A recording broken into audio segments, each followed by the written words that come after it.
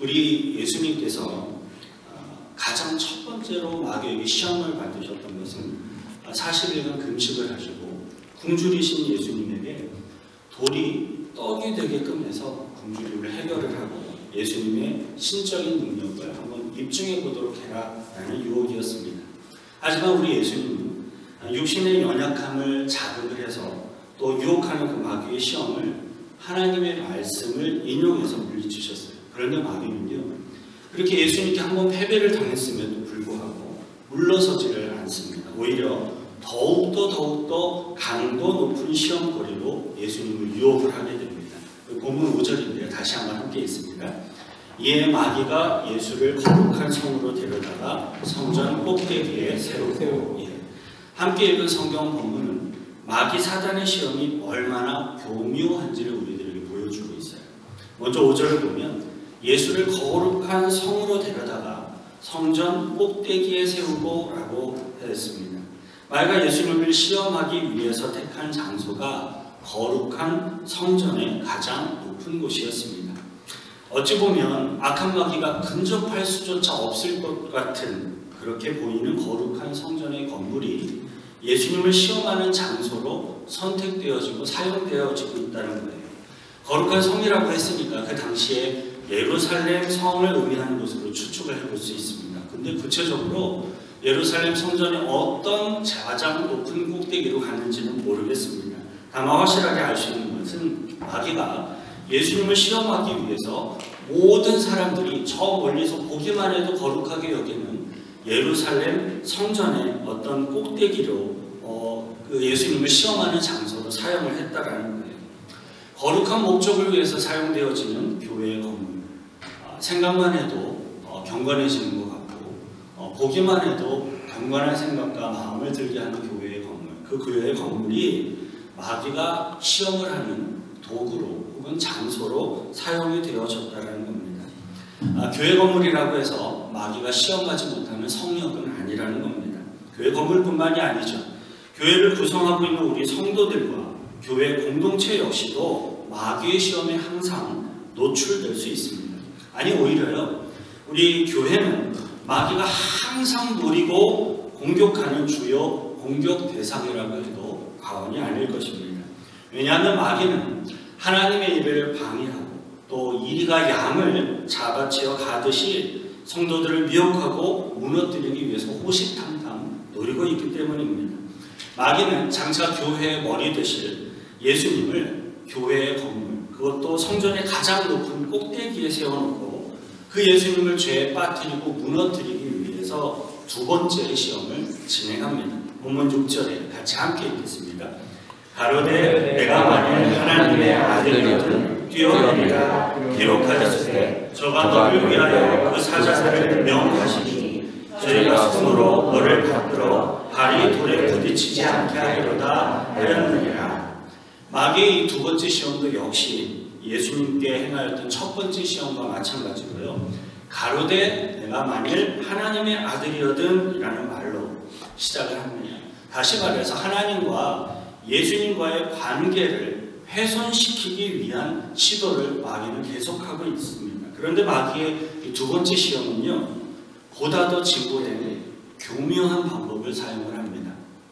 그것은 마귀가 하나님의 말씀을 인용을 해서 마귀가 하나님의 말씀을 사용해서 예수님을 시험하는 거예요. 마귀의 첫 번째 시험에서 예수님은 하나님의 말씀을 사용하셔서 인용하셔서 대적하심으로 마귀의 시험을 물리치셨어요.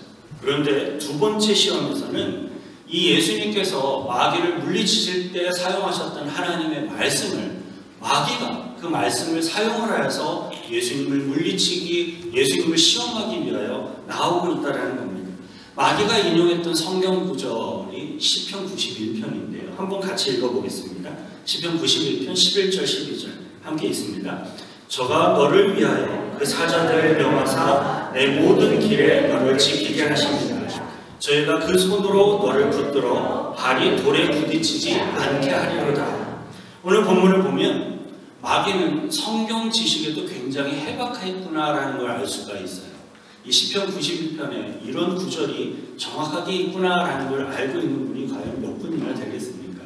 근데 마귀는 정확하게 그 구절을 알고 있고 예수님을 시험하기 위하여 정확하게 그 구절을 사용을 합니다. 때문에 여러분, 성경 지식이 굉장히 해박한 사람이라고 해서 그 성경의 지식만으로 그 사람이 믿음이 좋거나 훌륭한 성도라고 함부로 그렇게 이야기할 수는 없다는 것을 우리는 알 수 있습니다.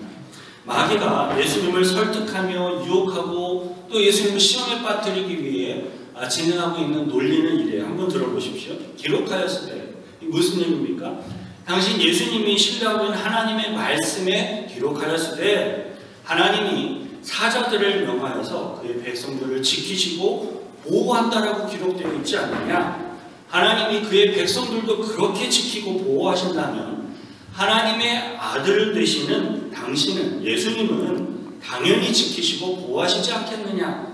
내가 뛰어내리기만 하면 천사를 보내서 다치지 않도록 붙들어 준다고 하니까 그렇게 되면 당신이 얼마나 멋지고 존귀한 존재인지를 증명할 수 있지 않겠느냐? 그러니까 내가 한번 뛰어내려서 내가 하나님의 아들이시라는 것을 증명해 보아라.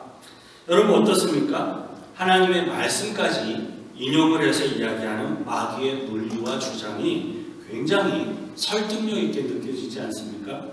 근데 본래 이 시편 91편은요, 여호와 하나님을 의지하며 섬기는, 그렇게 살아가는 그의 백성들을 하나님이 돌보시고 또 보호하실 것을 믿고 그것을 감사하며 찬양하는 내용입니다. 그런데 악한 마귀는 이러한 성경의 동기와 배경과 목적은 전혀 상관없이 그것을 무시하고 자신의 의도와 자신의 목적에 따라 이 성경 말씀을 사용을 합니다.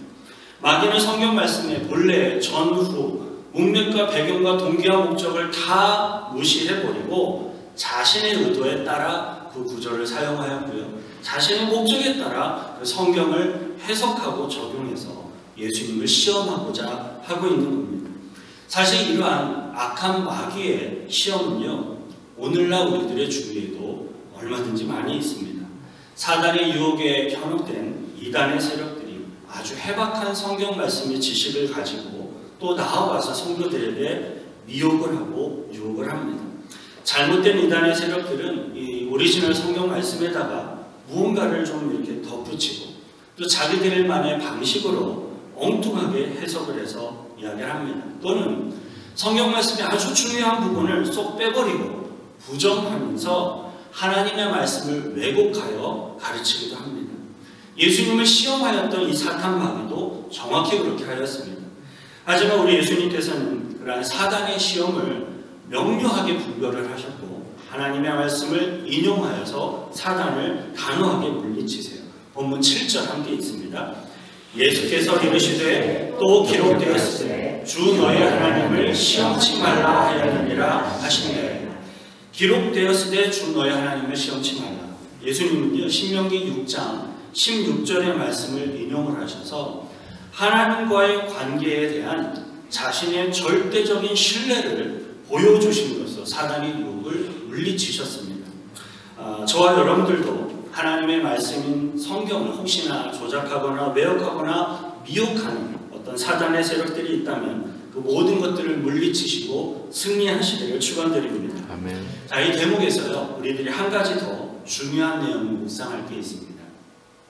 그것은요, 주 너의 하나님을 시험하고자 하는 그 주체가 보여지는 상대방이 아니라 나 자신일 경우가 있다는 사실입니다. 차라리 우리들의 눈에 보이고 우리들을 유혹하는 무언가가 나를 시험하고 있다면 오히려 그것은 좀 쉬운 겁니다. 그러나 우리들 안에서 만약에 시험거리가 자라나고 있고 내가 그것을 잘 모르고 있다면 이것은 더욱더 무섭고 더욱더 치명적인 시험입니다. 누군가 나를 유혹한다면 우리는 인지할 수 있어요. 무언가가 나를 시험하는구나. 내가 지금 시험받고 있구나. 그러나 나도 모르게 내 안에서부터 죄악의 씨앗이 자라나고 그것이 악한 사단 마귀에게 충동되어서 내가 나 스스로 시험거리로 나아가고 있는 것을 내가 인지하지 못하게 된다면 이것이 얼마나 무서운 시험이 되겠습니까? 우리들의 마음속에서부터 자라나서 어느새 나도 모르게 나를 유혹하며 시험하고 있는 시험, 이것은 정말 무서운 겁니다. 제가 오래전에 어떤 기독교 뉴스에 실렸던 기사 내용을 한번 읽은 적이 있습니다.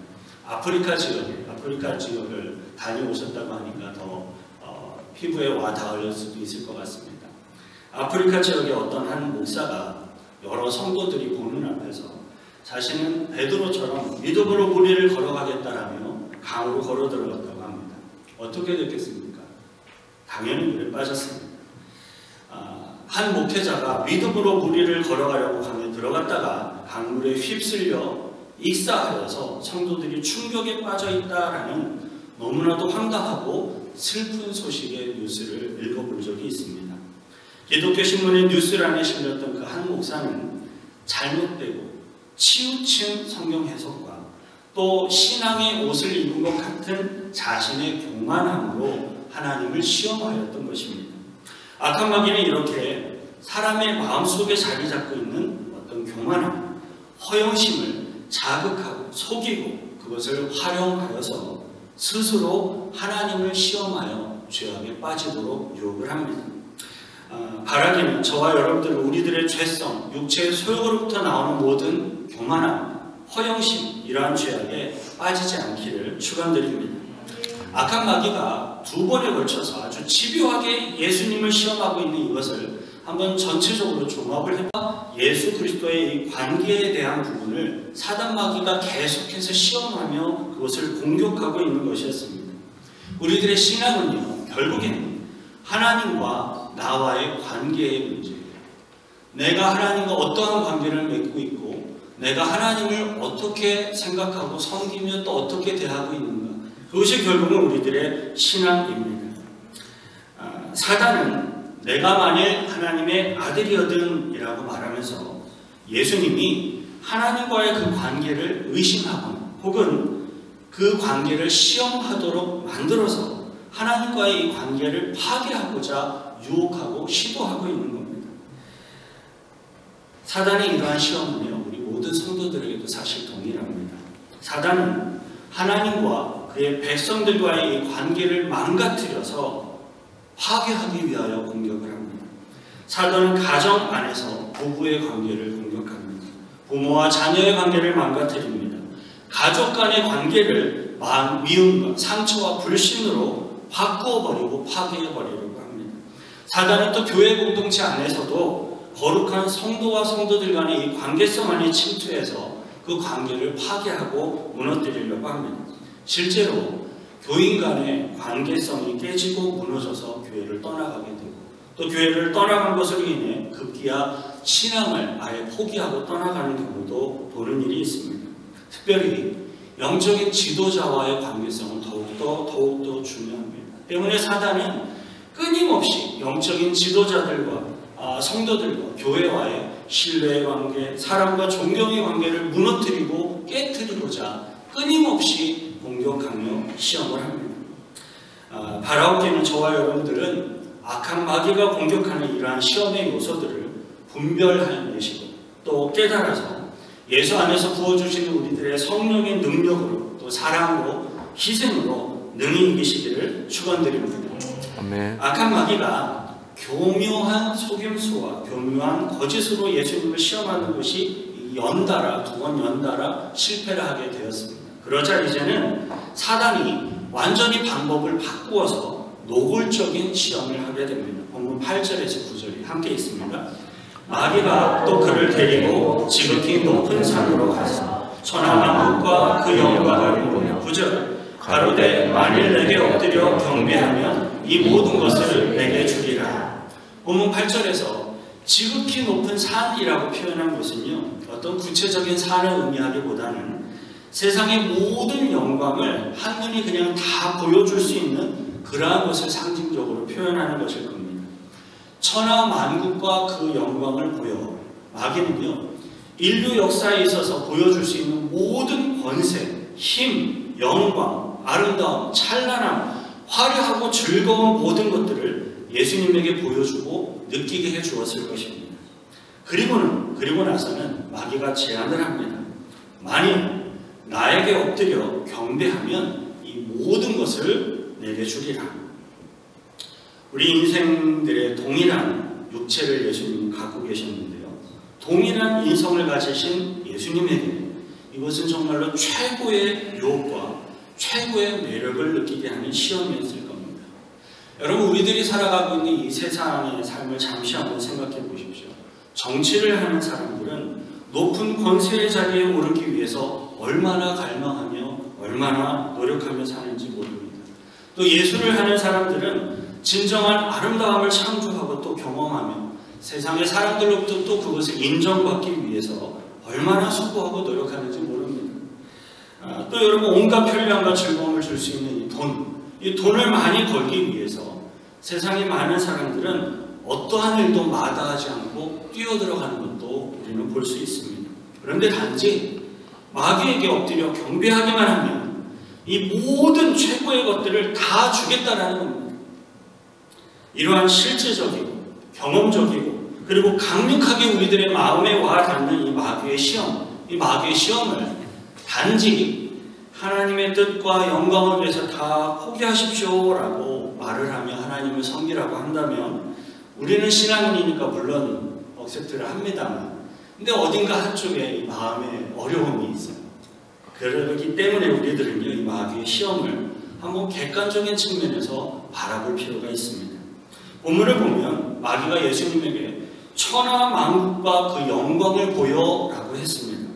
마귀가 예수님에게 보여주고 느끼게 해준 이 모든 것들은 다 좋아 보이는 것, 긍정적인 측면의 것들만을 보여주고 느끼게 해주었을 것이 분명합니다. 그리고 마귀는 항상 쉬워 보이는 길, 빠르고 편안해 보이는 길로 그러한 것들로 유혹을 하며 시험을 합니다. 그런데 이것은 마치요, 텔레비전에 나오는 어떤 광고와도 같은 거예요. 고급 와인을 광고하는 것을 한번 보면 사람들의 마음을 사로잡을 수 있는 어떤 환상적인 것에 포커스를 하면서 그것만을 보여줍니다. 가령 아늑해 보이는 거실이 있습니다. 소파에 앉아있는 어떤 아름다운 커플이 서로에게 와인을 한 잔씩 건네면서 행복한 미소를 보내는 장면과 함께 자신의 회사에 고급 와인을 보여줍니다. 하지만 그러한 광고에 속아서 술을 마시게 된 사람이 알코올 중독자가 되거나 알코올 중독자가 되어서 직장을 잃거나 가족들과 불행하게 다투고 싸우는 것들, 매일같이 부부싸움을 하는 현실들은 전혀 보여주거나 얘기하지 않습니다. 술에 취해서 정신을 잃고 고함을 지르며 시비를 거는 그런 것들은 볼 수도 있는데요, 그런 추한 장면은 TV 광고에서 전혀 보여주지 않습니다. 술과 담배로 간과 폐를 다 망가뜨리고 건강을 잃어서 죽을 날을 기다리고 있는 처참한 사람들의 모습은 결코 보여주려고 하지 않습니다. 마귀는 온갖 권력, 부, 편안함, 즐거움을 보여주며 속이려고 하는 거예요. 하지만 여러분, 감당할 수 없을 만큼 많은 부와 권력을 가진 사람들 중에도 가족들의 관계가 깨어지고 그것들로 인해 삶의 의미를 잃고 술과 마약으로 살아가는 현실이 있는데, 이 현실은 악한 마귀는 보여주거나 강조하지 않는 겁니다. 혹시 우리들이 살아가는 이 세상에서 그런 부정적인 측면이 전혀 없는 어떤 완전한 즐거움과 완전한 행복함이 실제로 가능하다라고 한번 가정을 해보십시다. 실제로 가능한 건 하나도 없습니다. 근데 실제로 가능하다라고 한번 가정을 해보십시다.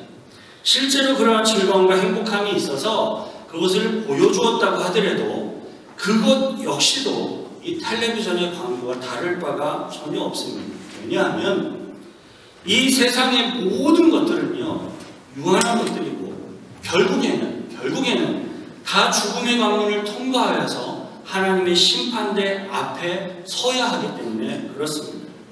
마귀가 그러한 유혹과 시험으로 요구하고 있는 조건이 딱 하나 있습니다. 그것은 자신에게 엎드려서 경배하라라는 것이었습니다.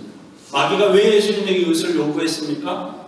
왜냐하면 그것이 바로 하나님을 배신하고 하나님과의 관계를 철저하게 깨뜨리고 무너뜨리는 가장 정확한 방법이기 때문입니다. 이제 이 노골적인 마귀의 시험 앞에서 예수님은 아주 강력한 대처 방법으로 마귀를 물리치세요. 본문 10절 같이 함께 있습니다. 이에 예수께서 말씀하시되 사단아 물러가라, 기록되었으되 주 너의 하나님께 경배하고 다만 그를 섬기라 하였느니라. 사단아 물러가라. 예수님은 악한 마귀를 향해서 쩔쩔매거나 두려워하지 않으시고 담대하게 사단아 물러가라 라고 명령하십니다. 이것이 바로 마귀를 대적하는 구체적인 방법입니다.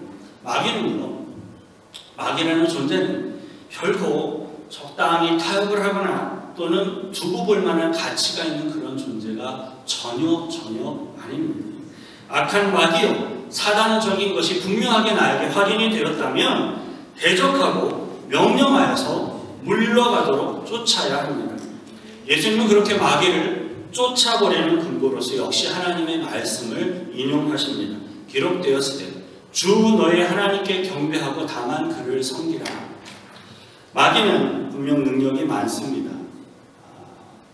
우리 에머스트 지역에는 똑똑하시고 공부를 많이 한 분들도 많은데요.